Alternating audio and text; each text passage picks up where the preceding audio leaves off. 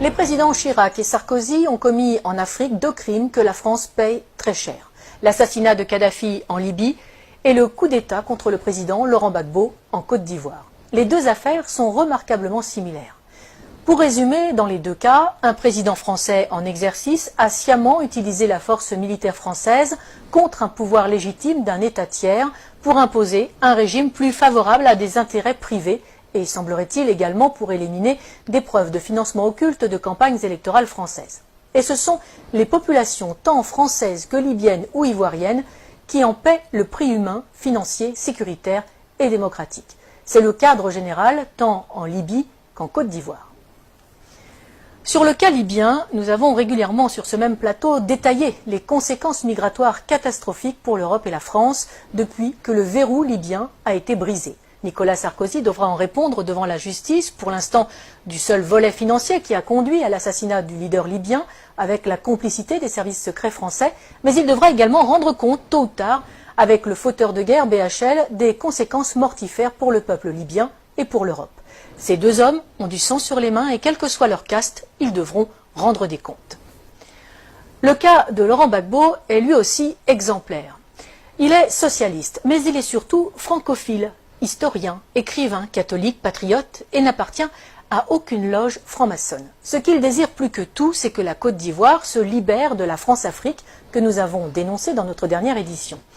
Il veut aller, comme il le dit lui-même, au-delà des discours. Je cite: « Pour l'instant, il n'y a que des discours, tant que les piliers seront debout, la présence de l'armée française, le franc CFA et le choix des présidents, la souveraineté des pays d'Afrique ne sera qu'un leurre et la France-Afrique, la réalité. » C'est un anachronisme, un scandale tellement énorme, cette dépendance. Fin de citation.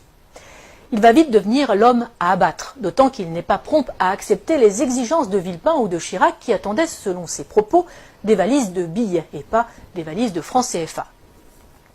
Longtemps opposant à Félix Houphouët-Boigny, emprisonné pour cela par le Premier ministre de l'époque, un certain Ouattara, qui est désormais l'actuel président, il est élu à la présidence de la République de Côte d'Ivoire en 2000 face à Robert Guéhi. Dès lors, la France n'aura de cesse de lui faire quitter le pouvoir de gré ou de force. Dès 2002, il doit faire face à une tentative de coup d'État par des éléments armés par le Burkina Faso. Non seulement la France ne le prévient pas de l'attaque, comme Laurent Gbagbo le dira plus tard, bien sûr qu'ils ne m'ont pas prévenu puisqu'ils étaient dans le coup. Mais Michel Alliot-Marie, alors ministre de la Défense de Chirac, refuse de faire jouer les accords de défense pourtant imposés à l'indépendance en 1960 par Paris. C'est une affaire ivoiro-ivoirienne, dira-t-elle. Henri Emmanuelli, ancien président PS de l'Assemblée nationale, expliquera cette trahison par cette sentence, je cite: « Laurent Gbagbo a eu depuis le début un souci, faire de la Côte d'Ivoire un pays indépendant. C'est cela qui ne lui a pas été pardonné. » Pour Laurent Gbagbo, ce coup d'État est la conséquence directe d'une loi sur l'assurance maladie qu'il a fait voter. Une loi destinée à mettre en place 2 caisses, une pour les paysans, une pour tous les autres travailleurs, financées par les bénéfices du cacao, du café, de l'EVA, mais aussi des mines de diamants et d'or. Les compagnies de la France-Afrique y voient une menace trop grande pour leur marge. Le coup d'État est donc lancé. La moitié nord du pays sera depuis cette date sous la domination de bandes de pillards et de rebelles. L'immigration de dizaines de milliers d'étrangers et la distribution de cartes d'électeurs visent à fausser le vote des Ivoiriens et à faire main basse sur le sud, Eldorado agricole et minier de l'Afrique. 30% de la population ivoirienne est, selon les dernières estimations, d'origine étrangère. En 2010, lors de l'élection présidentielle à Bouaké, fief de la rébellion et de Ouattara, on relèvera 250 000 votes exprimés pour 150 000 électeurs inscrits. Mais les événements ne vont pas assez vite. Pire, le régime légal de Laurent Gbagbo tient bon et avance vers la modernité. Décentralisation, création de conseils généraux qui s'attellent à la construction de lycées, de dispensaires, de routes. Les succès du Sud, sous le contrôle du pouvoir légal d'Abidjan, font rêver les Ivoiriens de la partie nord qui subissent les pillages et l'arbitraire des rebelles qui soutiennent Ouattara. Laurent Gbagbo est de plus en plus populaire. Si Laurent Gbagbo n'est pas dupe, il confiera depuis sa cellule à La Haye, je cite, « Pour anticiper les coupes d'État, il me suffisait de suivre les cours du cacao ». Il fait preuve de retenue, accepte de discuter même avec les rebelles, et malgré le double jeu du gouvernement français. L'ONUCI, l'opération des Nations Unies en Côte d'Ivoire, saluera même le professionnalisme des opérations militaires de l'armée ivoirienne qui ne provoquent aucun dégât collatéral ni victime innocente. Il faut donc trouver un prétexte.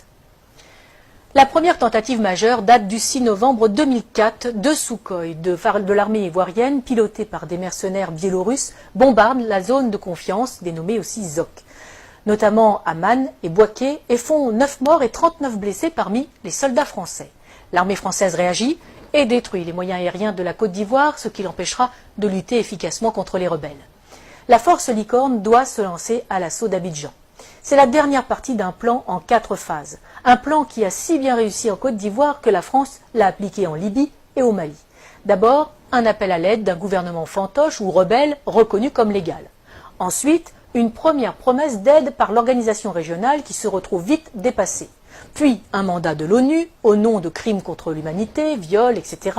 Et enfin, l'intervention de la France sur le plan diplomatique, économique et militaire pour mettre en place les hommes choisis. Mais en 2004, la dernière partie cafouille. Des informations révélées par Wikileaks et des enquêtes de presse suggèrent une manipulation visant à justifier une action militaire contre Gbagbo.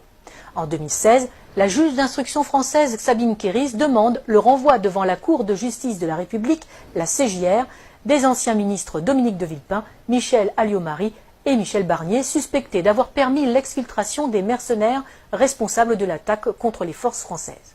Pour Laurent Gbagbo, les services secrets français ont retourné son chef d'état-major, Mathias Doué, pour une attaque sous faux drapeau afin de légitimer la réaction française. Le parquet général près la Cour de cassation a indiqué n'avoir pas saisi à ce stade la commission des requêtes de la CJR. En 2011, alors que Laurent Gbagbo a remporté les élections de 2010, malgré les quelques 450 000 électeurs fantômes rajoutés dans le Nord, Ouattara et ses amis français décident de forcer les urnes. Ils contestent les élections, mais refusent de recompter les bulletins, qui sont détruits.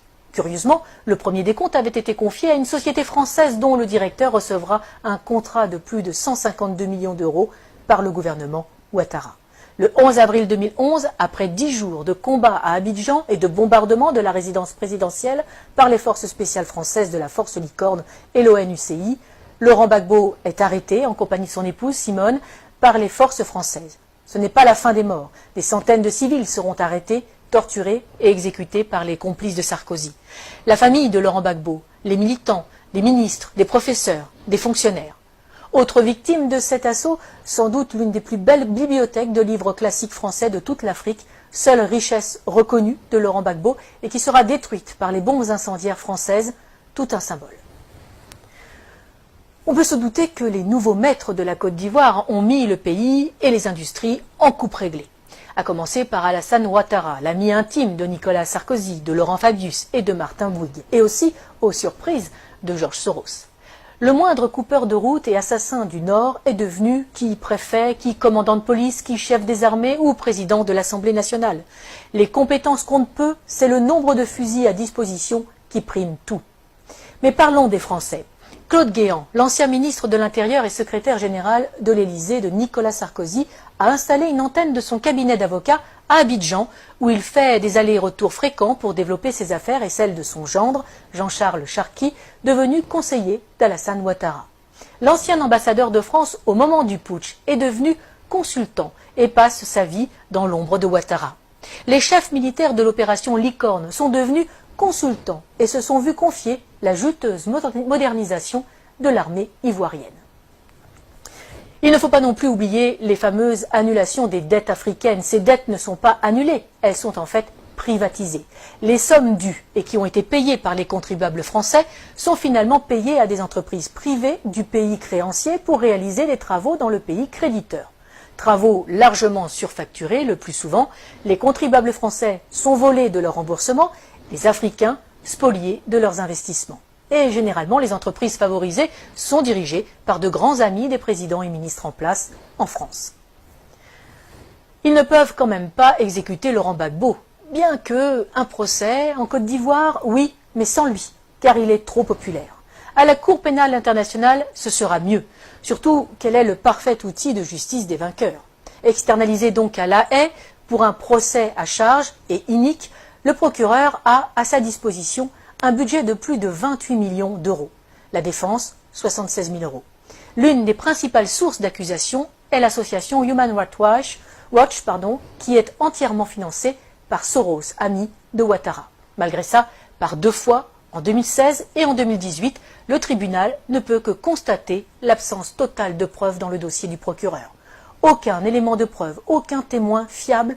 Le 15 janvier 2019, Laurent Gbagbo est acquitté par la CPI de la totalité des charges portées contre lui après plus de 7 ans de prison préventive. Il reste cependant en résidence surveillée en Europe. La Belgique lui offre l'asile. Le temps, paraît-il, pour que le procureur puisse faire appel sur de nouvelles bases. Lui, qui n'a jamais réussi à monter un dossier alors qu'il a travaillé main dans la main avec Ouattara et les gouvernements français. Nous n'avons fait ici qu'effleurer ce sujet vaste et complexe qui pourrait servir de trame à une série d'espionnage et de géopolitique. Pour ceux qui voudraient aller plus loin, qu'ils n'hésitent pas à lire l'ouvrage « Libre pour la vérité et la justice » de François Mattei aux éditions Max Milo. Il est le fruit des entretiens de l'auteur avec Laurent Gbagbo pendant ces 7 années de détention arbitraire. Publié quasiment à la veille de la libération du président ivoirien, ce livre est la preuve que Laurent Gbagbo a eu raison trop tôt. Mais il n'est pas dit qu'il ne revienne pas dans le jeu politique ivoirien, totalement blanchi des accusations portées contre lui, fort de ses réussites comme président et avec un programme toujours plus d'actualité. Il faudrait plus de chefs d'État comme lui en Afrique, conscients des atouts de son continent, préférant des relations saines avec la France plutôt que l'exigence d'une repentance perpétuelle imposée aux Français pour des crimes qu'ils n'ont pas commis.